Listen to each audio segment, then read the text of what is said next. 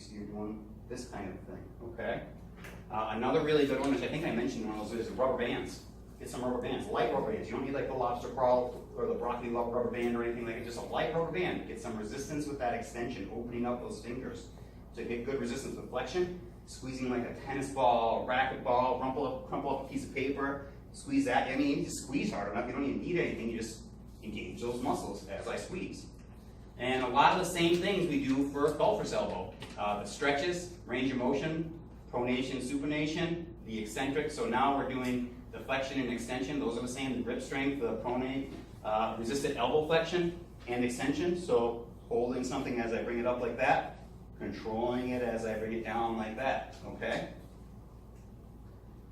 Cubital fossa syndrome. These are some really good stretches to help. It's called nerve gliding or nerve flossing. You basically, that's one of them. This is step one, that's step two. You start with your hand up the side, kind of make an okay sign, and you bring it up like the old four eyes thing. You go like that, and keep that elbow up like that. That's helping to get that ulnar nerve that gets entrapped in that thing to move and free up. Same thing with that. What she's doing here is she's got her hand out to the side, she's extended it, so this is extension, out to the side, and now she's bringing her head away from it. And I feel that pretty distinctly through that elbow area, because that's the whole idea, is I'm trying to traction on that nerve in there. Or there's that one, you just extend your hands, you bring them up like that. And these are all things we can do. You can do, these ones I would only recommend maybe a few reps and hold it for a few seconds, whereas these ones you could do like 6 to 8 reps, just nice and slow and controlled. And you do it so you feel that motion in there. It's not like, do my 6 to get it done. You want to actually control that thing and feel that action going on in there. Wrist problems. So the wrist is a really, really interesting joint. We have all these tiny little bones in there, but the most common thing people think of, carpal tunnel syndrome. Most common thing I think of when someone mentions a wrist problem or numbness, tingling in the hands, the carpal tunnel type symptoms that we typically experience. What's going on in their neck? Double crush syndrome. We'll talk about that more in a second. Tendinitis, wrist subluxations. Those are also some of the things that we see causing issues down in those wrists, which we typically experience into our hands. So, starting with the double crush syndrome.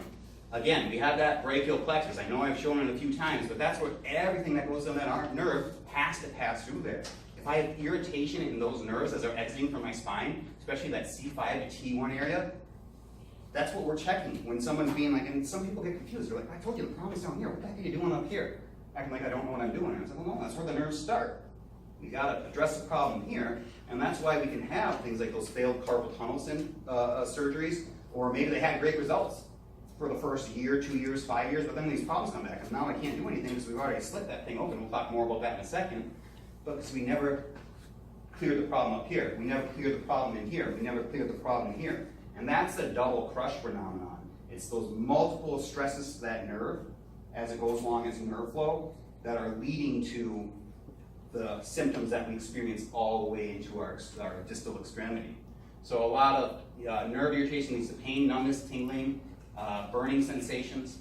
Carpal tunnel, so those carpal bones, there's 8 of them that line up in there. And if we did a cross-section of that, these things normally, if they're perfectly aligned, there's no inflammation in there, they kind of glide and slide and move, and they allow us to have all of this great motion that we enjoy, to be able to pick things up, bring it to us, whatever we need to do, write with pencils, whatever we got to do with our hands. We got a lot of motion there. That's the complex joint. It's a series of actually a bunch of tiny, tiny, tiny little joints that accommodate for that. And when you do a cross-section of that, so I basically chop this person's hand off and I'm looking straight down at it, they form an arch in there. And that arch, there's a lot of stuff. There's blood vessels that go through there, but there's that median nerve. That's a big honking nerve that passes through that carpal tunnel. And that's the nerve that's the culprit when it's getting that compression with carpal tunnel syndrome. And the gold standard test that they like to do is they put those electrodes in at around the top of the wrist. They'll go in just past the hand, and they'll say, yeah, there's some conduction deficit as we're passing through that carpal tunnel. So we'll get in there, and we'll cut that carpal ligament that bridges that thing over, and it helps to hold that arch together. And then the concept there is if I get rid of that, take that and open it up, I'm going to open up, relieve pressure, give that nerve some room to breathe, as it were. But these things, and it's typically overused, if you imagine, if I lose that carpal tunnel, if that arch flattens out, that's going to compress all these structures. And part of that thing's job is to help hold that arch intact. So that's why we always try to approach things like carpal tunnel as get the surgery as a last resort. If there's absolutely anything, and there are some extreme circumstances where something like a surgery is necessary. But if you can stave off a surgery, we've seen it happen so many times where someone's a candidate for surgery and they are waiting for 3 months or whatever, because usually surgeries aren't just like, oh, you get in unless it's like a life-threatening thing. And then we start working with them, and next thing you know, they're canceling their surgery. Because we've actually gotten in there and we fixed the cause of the problem for them instead of just focusing on all these symptoms, okay? These are the type of stresses that we typically see with carpal tunnel. So like repetitive stresses, vibrational stresses. So like running a jackhammer or something like that, those guys typically develop. Computers are the big one. This is a huge one. Laying down, typing.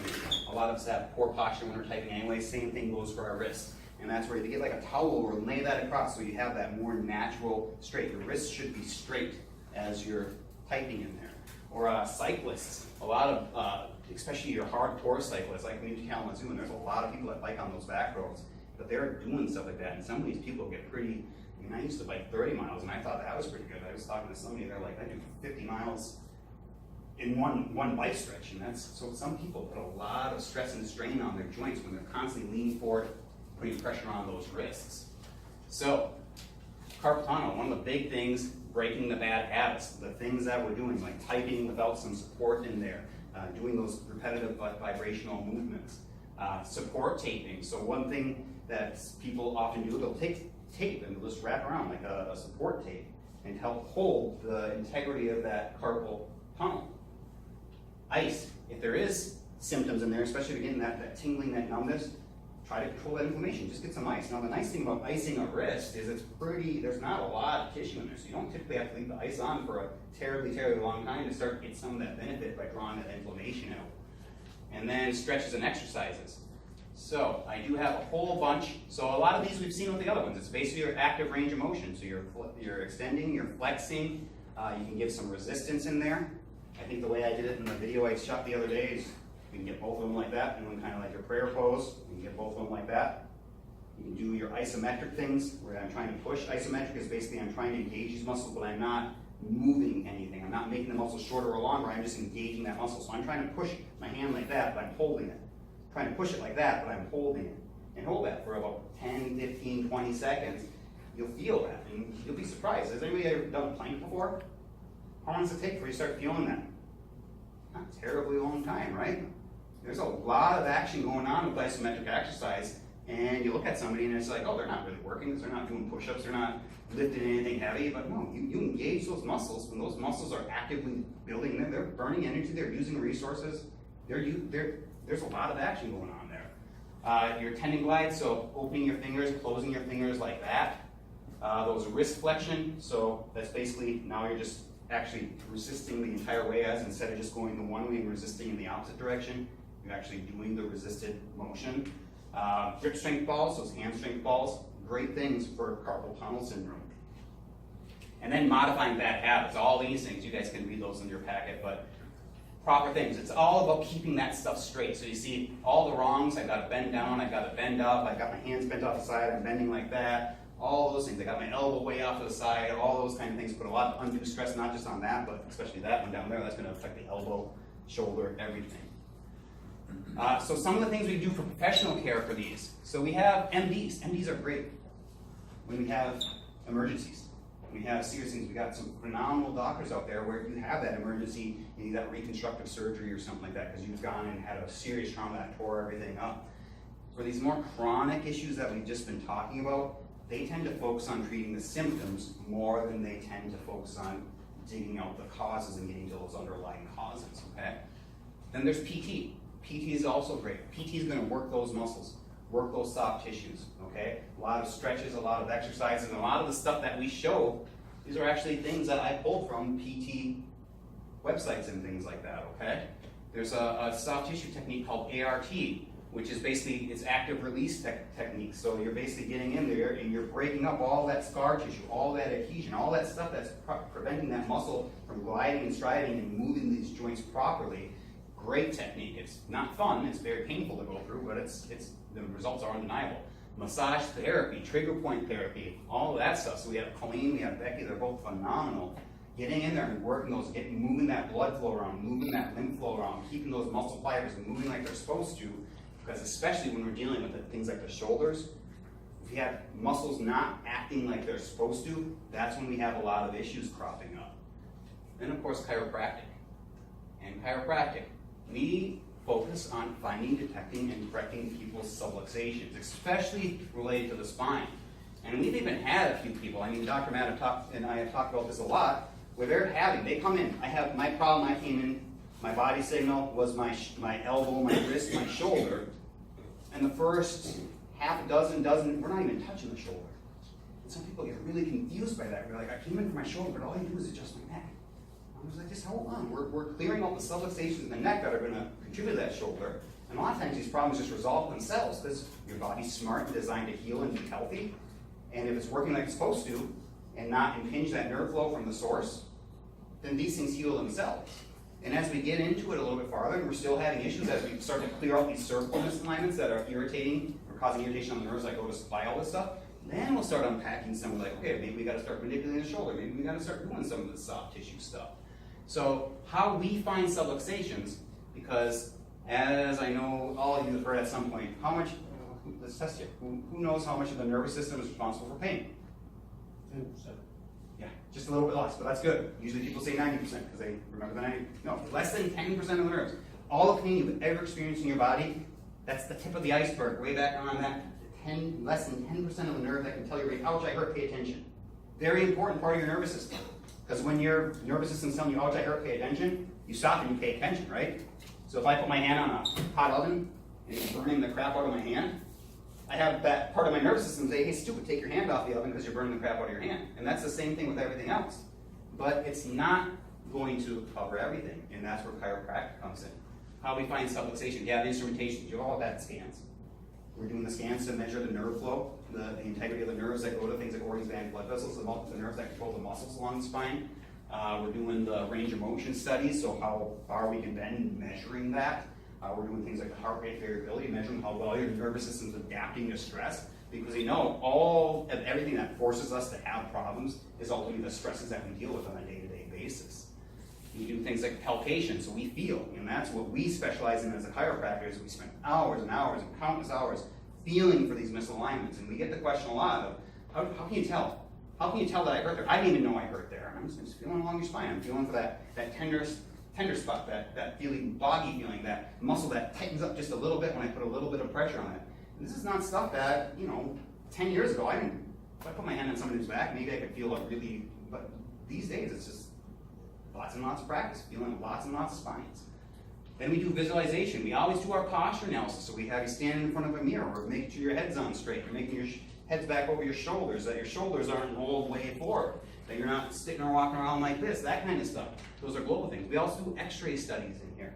So we get in here, we do all these great things that a lot of times we could go in and start working on somebody, but then we take it a step further and we actually take a picture to see exactly what's going on in there. And it's really, really important. I've had people that fight with me over x-rays in the past, and they don't want to get them done. And then you take that x-ray, and you see something on there that it's like, it's a good thing we took this x-ray, because if we had just started working on you, we probably would have made something worse. And now we can manage this thing the right way.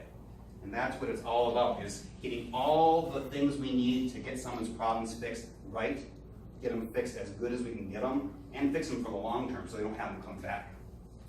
And again, it's a three-legged stool. It's your adjustments in rhythm. It's finding, identifying, eliminating, or modifying the ones we can't get rid of completely, the bad habits. And then your exercises and your stretches as you go along. So that's the bulk of the workshop today. We do have, like Dr. Matt said, our Falling Apart Syndrome Part 2 coming up next month. That's going to be the 24th. That's going to be dealing with issues with hips, knees, ankles, the lower extremity, the closed kinetic chain. So if you know anybody, if you are experiencing any yourself, definitely mark that on your calendar. Let the people you know about that are experiencing these problems. It doesn't cost them anything to come to these things. They can come and say they could have never set foot in this office before. You can get them in here. We'll take a look at them, give them some knowledge, and if they want us to help them out, we'll set them up with something, okay? Now, life extension exercises. So this is really important. Think of this as like brushing your teeth for your entire spine, okay? So we should be doing these as minimum. How often do we brush our teeth? Ideally, hopefully. At least for today, right? We should be doing these. I like I like this. For every 1 round for every 2 hours of sitting.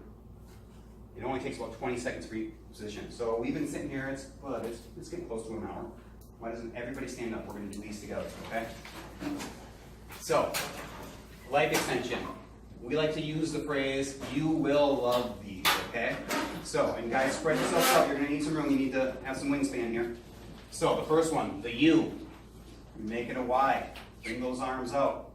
And it's not just bringing them out. What am I doing? I'm reaching. I'm trying to get those hands out, but I'm bringing these things out as far as I can. You guys feel that in your shoulders? Reach back a little bit. Straighten those arms out a little bit more.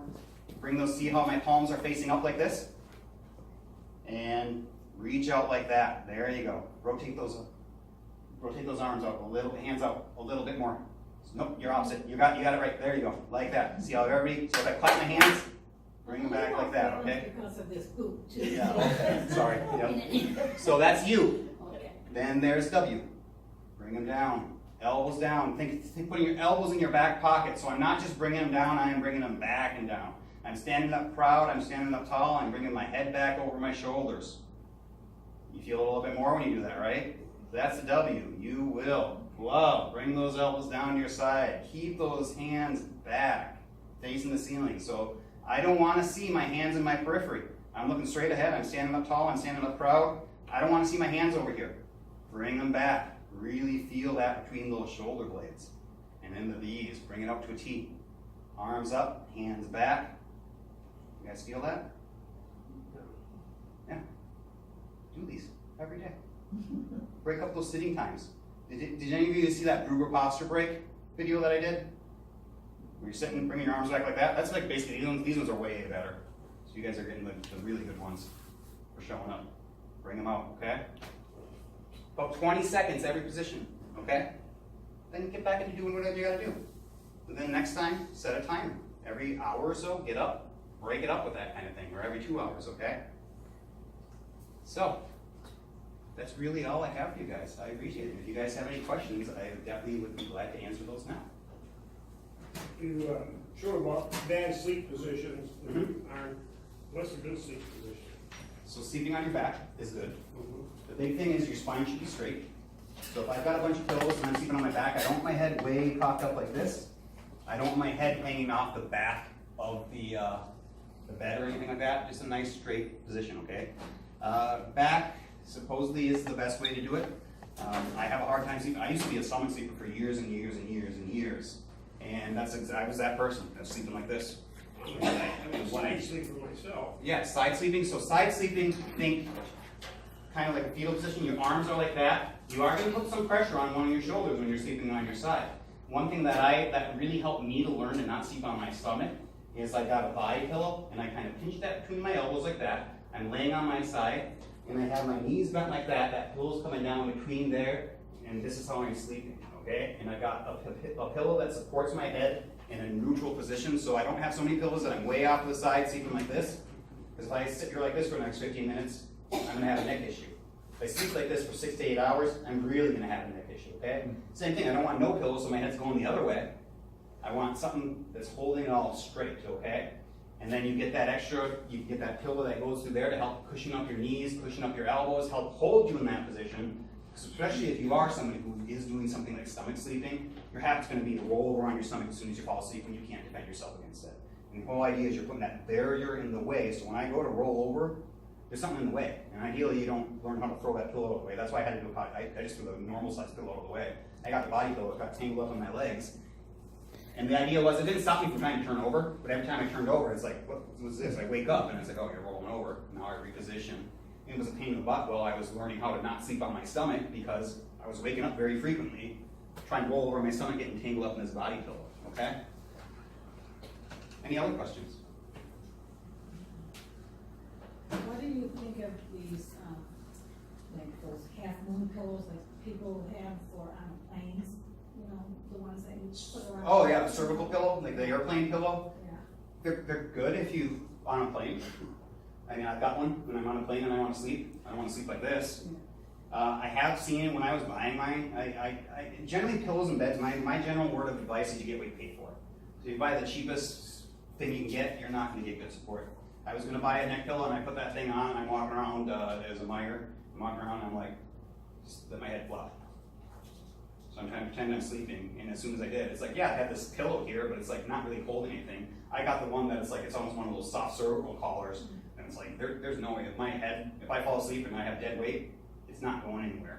So that can help hold everything in place. Yeah, it's a good thing. Now, laying on your back sleeping for one of those things, I'm not so much a fan of that. That I would just a normal pillow that helps hold. Usually, sometimes if I'm in my recliner watching the baseball game or something, it's just because. I do the same thing. If I don't watch a lot of TV, you play a lot more video games than watch TV, but when I'm doing that, if I'm gonna do something, I know I'm gonna be doing it for a longer period of time, I usually pull out my airplane pillow and put it up there, helps keep me. And that's just to make me more aware, because I have the bad habit of, like most of us do, I can be really mindful of it. I'll sit down and I'm gonna have great posture as I'm sitting here for about 5-10 minutes until I get into something, and then next thing you know, it's 15-20 minutes later and I'm sitting here like this, I got my leg crossed over, I'm all hunched over, I'm getting into it. So those are just the little things that help to remind me. Same thing with like sitting on an exercise ball. There's like the breakthrough that we heard of years ago is everybody sit on an exercise ball. Well, I can still sit on an exercise ball with really, really poor posture. It's just the whole idea is it's an unstable surface, and it makes you more mindful of your posture. So you know, I'm sitting up straight. And when you're more mindful of your posture, you're more mindful of, hey, I'm supposed to take my posture breaks too. You will love this exercises, okay? Any other questions? No? All right, guys. Well, I hope you all learned something, and I thank you all for coming out. And we will see you